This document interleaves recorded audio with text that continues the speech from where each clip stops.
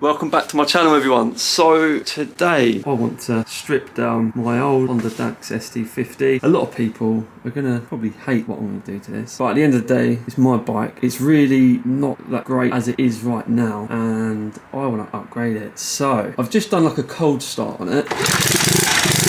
It is really hard to kickstart.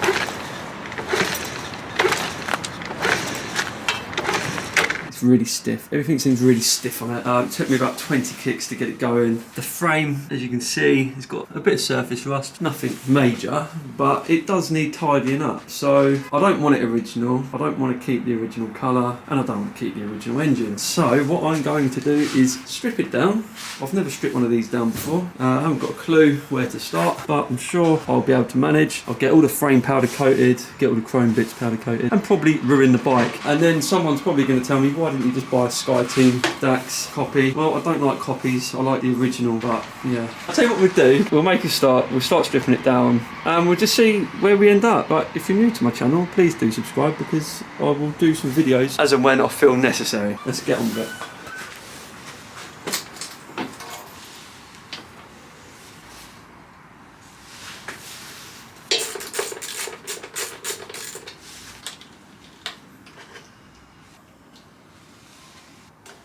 One thing I can actually say is it's really nice to work on a different bike. I'm always doing the old school two-stroke Yamaha scooters, so to actually work on this Honda, I'm really enjoying it so far. Just taking my time, there's no rush, and now I'm starting to strip it down. I'm already getting excited for what I'm going to do to it. So I believe once I take this rear fender and light assembly off, I can unplug the wiring harness, and then we should be able to start pulling the harness back through the frame. I think popping out the rear light assembly and fender.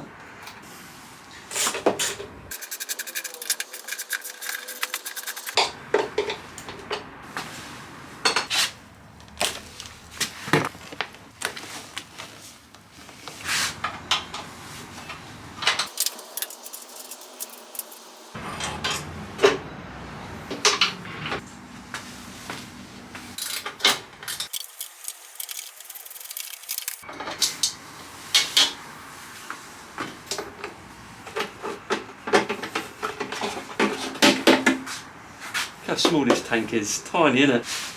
Right, that's the wiring harness disconnected from the engine and the rear of the bike. Probably disconnect the front electrics, and then should be able to pull that out. Right, that's all the harness disconnected from the front. I'm not even going to attempt to take that grommet off. It's just not going to happen, is it? Especially after all the wires have been terminated. Right, just disconnect the ignition. Looking lovely, that. The more bits I'm taking off this bike, oh, the more I lose. No, the more bits I'm taking off, the more I'm actually getting quite excited to get this done and rebuilt. Like, it's, yeah, I don't know. This is quite a nice bike to work on, to be honest.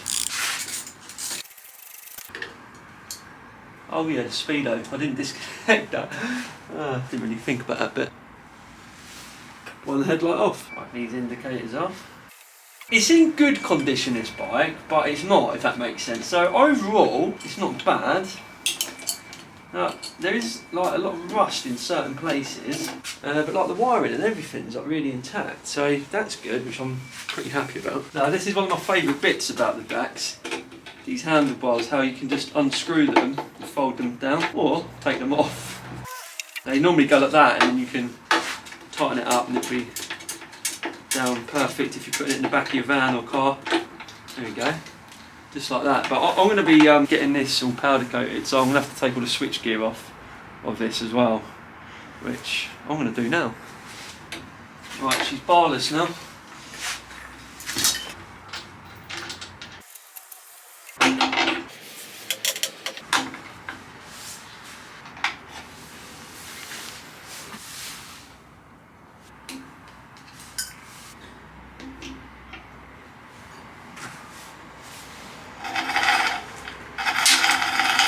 Right, I'm starting to drop the engine now.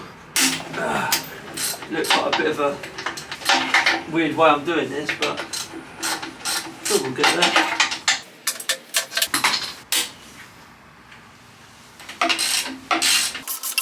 We're going to have a rolling chassis in a minute.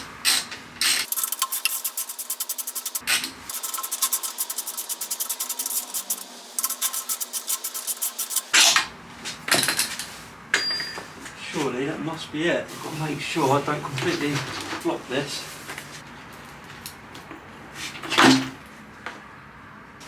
Oh, simple as that. 2 bolts. Me leaving there. As the engine out, we carry on stripping down the rest of it. Now I'm just taking the centre stand off the engine. I did the 3 bolts out of the 4 when it was on the bike, but then I realised I couldn't get to one of them unless I took it all apart, which I didn't really want to do right now. So that is my spanner stuck. There we go. Beautiful. Well, I'm going to drop the front wheel off now, and then we can look at getting this mudguard off and also the forks off the frame, because we need to get everything stripped.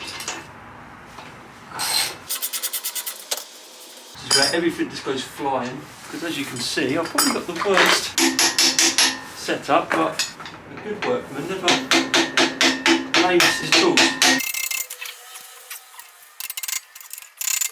Oh, you're stubborn, aren't you?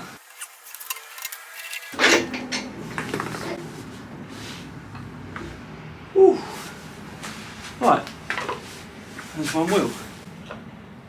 They don't look like the original brake pads, which is good, but they look very low, may well want replacing. Is this the bit where all the bearings come flying out? No, I just realised you've got to take this part off first, these 2 bolts. There we go. Oh my god, that weren't literally on tight at all. Bit of a worry, isn't it?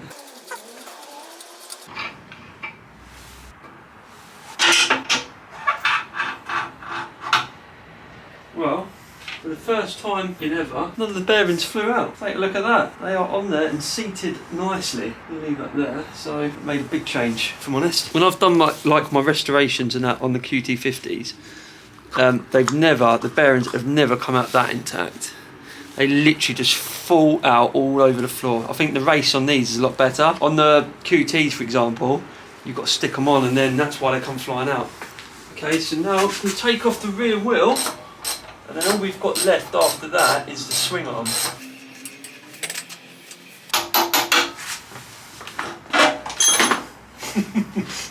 I wonder where that was going.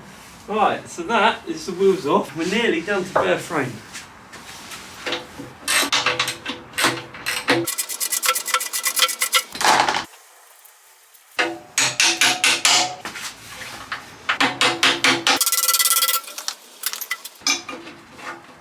And that is the Dax stripped down to the bare frame. Okay, so here is the Dax frame. I can't wait to get this powder coated. I was even thinking about getting it Cerakoted, which is like a military style paintwork which they use on like firearms and things, which you can actually get your bike done in it. There's certain companies out there that will do it for you. It's like a really hard wearing graded paint. So yeah, we'll see. We've got that. I'm going to show you actually. You can see like the condition of the frame. I think someone's had a go at spraying it at some point here. It's not the best job. And inside there as well, it looks pretty manky. You can see the overspray on everything. So yeah, best thing I can do with this is get it powder coated. I know there's going to be a lot of purists out there that go, no, don't do it. But I could restore it back to its original flavours, but it's boring. In my opinion, having something, I know it's nice to appreciate a classic, yeah, but I find it a bit, I want something fun. That's why I do what I do, because I like to do it to my sort of spec. Now, I'm not trying to justify why I do it, but if you don't tell people your reasons behind things and why you like to do it, then they might end up wondering. So you just sort of have to explain, in my opinion, what you like doing and what you like. But yeah, it'll be nicer than it was before, trust me. And then the state of this swing arm as well. I mean, that's in better days, but it'll be fine. It'll come out nice. and then there'll be like certain bits which I will end up spraying myself. So for instance, you can see down here the forks and like the brakes, I will spray them myself because I can't really get them powder coated. It'd mean taking all the tubes out and it'd just be a headache. So certain things I'll do, certain things I'll get powder coated. Thought this would be like a 10-minute job. Never is it?